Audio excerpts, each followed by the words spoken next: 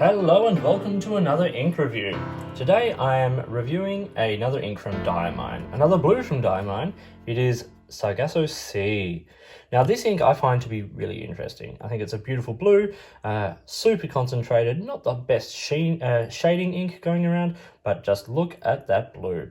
Vibrant, rich and dark. So let's have a look at it on some paper. Here it is on Tomoe River paper. Now this is in a Bond Travel Gear notebook that is no longer produced, but the paper is Tomoe River. So we can see just how rich and dark this ink is. Let's start with these 5 points. First point is concentration. This is a highly concentrated ink. Like, you can just see the depth of the concentration of that ink. I have it here in a Faber-Castell Lume with a medium nib, which is like one of the original Lume nibs, which is nice and, it's quite a generous nib in terms of flow, but, writes super consistently and performs well with, a number of inks, most inks. So, as I said, concentration, very, very rich. The flow, it's got a lovely feel to it.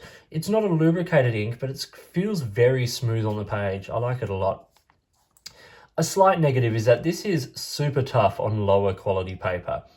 Not as tough as some, Noodler's inks or things like that, but as far as Diamine goes, it is tougher on lower end paper. It does feather a bit more and bleed a bit more than other inks. Fourth point is sheen. So if you're a sheen lover, this is not a bad ink for you. You do get sheen in the writing on Tomoe River, depending on the pen you use, of course. And if you're, putting down swatches and things like that, you will get more. So there's a bit of sheen to be had. I'm not a sheen guy, but I do appreciate like a pop of sheen occasionally. And then the other point is value. I find Diamine to be one of the best value ink companies. We'll talk about the price and stuff in a minute. But they are available in multiple formats. I think Sargasso Sea is only available in the 30ml and the 80ml bottle, not in cartridges. But across the board of the brand, you've got cartridges in 6 or 18 packs. You've got mixed packs. You've got 30ml bottles, 80ml bottles. You've got a range of different sort of products that are super affordable and open the inks up to a number of users and uses. Let's talk about performance. So this has excellent flow and concentration, as I said. You can see it there on the page. It lays down a beautiful, sort of solid blue. And actually that's a point I'll make a little bit later. It's not a huge shader because of that concentration. You do just get a lot of that rich blue, which actually I don't mind one little bit. Hits of sheen, as I said, which is really nice. It's a solid blue with some water resistance. Like when I put the water down here, you can definitely make out a lot of that, but because it is such a highly concentrated ink, once it reconstitutes, with the water, it does just move around a lot. So, it will make a mess if it gets wet. And I think it'd be good for art. I haven't used this particular ink for art, but because of this movement with the water, you could definitely get some nice effects with it. Extras, low shading, no shimmer, but there is some sheen. Let's look at it on other paper. Here it is on standard Rhodia paper. You can see once again, lovely, lovely depth of color, beautiful depth of color, but very little sheen. I really like this particular sort of shade of blue. It's got nice depth to it, which I really enjoy. There's a little hint of purple, like just a slight hint, not enough to, sort of, not like a bilberry or something, like that, which really leans purple, or not even like a sapphire blue.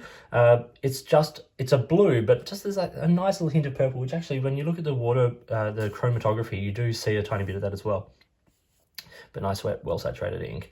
And if we look at the reverse of this page, like Rhodia, the Faber-Castell isn't a super, super wet pen. Like you can see there, it's not super, super wet. And we are getting it coming through the page, which on Rhodia, so, as I said, it can be tough on paper. On the Tomoe River here, we get nothing coming through, of course. It's Tomoe River, but it is such a saturated ink, you do see a lot of it as well. Let's look at it on some even more affordable paper, starting with copy paper here, and you can just see it is quite brutal on it. Lots of feathering, oops, pardon my camera, lots of bleed, great blue, but you know, pick your pen. I think probably in a finer pen or a pen that's not quite as wet, this would be, you know, a more friendly ink. And on lower paper, again, this is student notepad. Yeah, lots of feathering, lots and lots of feathering. And you could basically read it on through the bleed as well. Okay, let's look at the comparisons here, just for sort of the color comparisons. So I put Monteverde, that's the DC Super Show Blue from, I think it was 2018 from memory, which feels like last year thanks to COVID, but like 3 years ago now. Diamine, Sargasso Sea, and then Waterman Blue. If I'm doing a blue, I'll always put it alongside Waterman. People are very familiar with Waterman, so it gives you a sense of the color. You know, like it's got a little bit of shading in there where it doesn't lay down quite as much, and you see the hits of sheen. These lights aren't the best for sheen, but like there is sheen on the Waterman on all three of these inks that sort of pops up. And as I said, there's the chromatography where we get a little bit left behind. Quite a lot left behind, and then we get sort of a little bit of a purpley shade through the middle there, which is I think where that sort of hit of purple can come through, and then, you know, lovely darker blues. Okay, so price. As I said, great pricing from Diamine, really affordable. 3 price points. So for the 30ml bottle, which is what I have it in, which is, I've got the older one, standard, but the bottle hasn't changed, just the labeling has changed.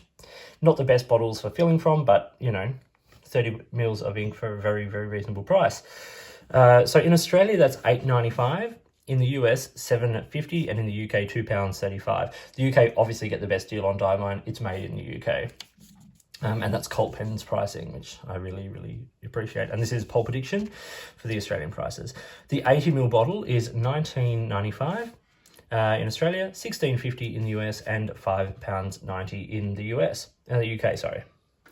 Okay, so now for score. I've given it 3. Now, if you were going on performance, you could drop it. I've said good performance.